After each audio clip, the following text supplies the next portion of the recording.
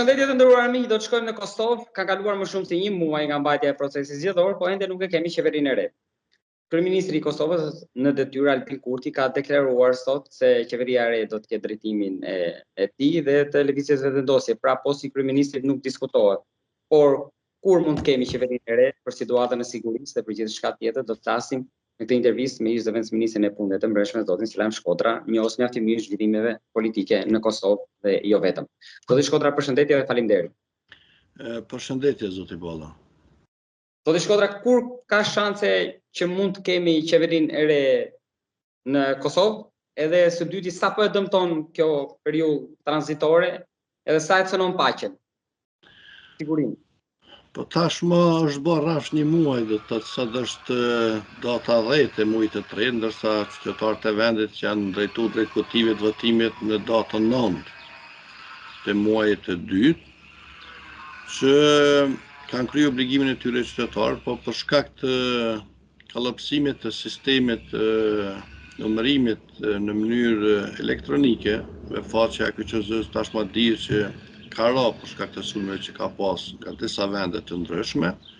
Procesi është tërzotur dhe besoj që jeni në dieni ku edhe ka humbur në mënyrë apo tjetër edhe durueshmëria e qytetarëve për këtë proces, për shkak se ishte krijuar një traditë e mirë e numërimit të votave dhe në një afat rekord arrinin që të kishim jo vetëm rezultatet preliminare, por edhe rezultatet përfundimtare ku certifikoheshin rezultatet pas ankimimeve që bënin partitë politike. Po për shkak këtyre rrethanave është stërzuar do të thotë edhe certifikimi i rezultateve. Sipas rezultateve deri tash që janë preliminare, për shkak se sot Komisioni Qendror Zgjedhor po ashtu ka marrë vendim për të çuar në rivotim diku rreth 50 kuti votimi, e të cilat nuk mund të themi akoma se janë rezultate përfundimtare. Është shtyr edhe procesi i fillimit të konsolidimit të institucioneve të vendit, siç është Kuvendi i Kosovës, po edhe më pastaj ku do të hynim në afatet ligjore për të konstituuar dhe për të formuar edhe qeveria e vendit. Në bazë të rezultatet që kemi deri më tash, lëvizja vendosjes së partisë e cila ka qeverisë me vendin në mandatën e fundit, është fituese e zgjedhjeve me 48 mandate. Mirë, po kjo nuk mjafton që vetëm ta formoj qeverinë, ndërsa opozita ka 52 mandate, ka 52 mandate që besoj që me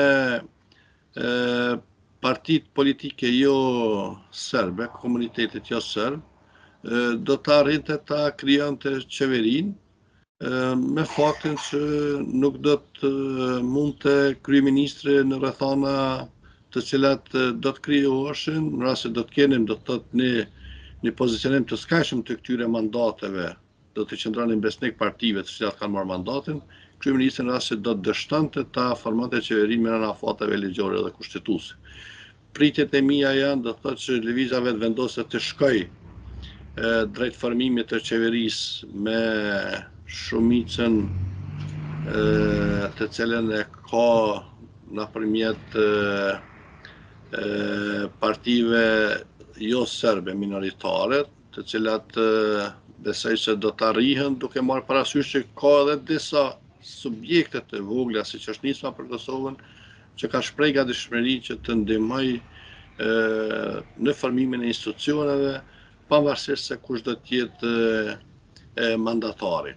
Andaj besoj që jam optimist që do të ketë një qeveri e cila do të jetë një qeveri thuajse në kuota minimale për të kaluar në kuptimin e mandateve ku janë të nevojshme 61 mandate. Besoj që zoti Kurti do të arrijë këto 61 mandate, përkundër asaj që s'ka arrit me marrë ato që kishte objektiv në zgjedhjet datës 9 shkurt.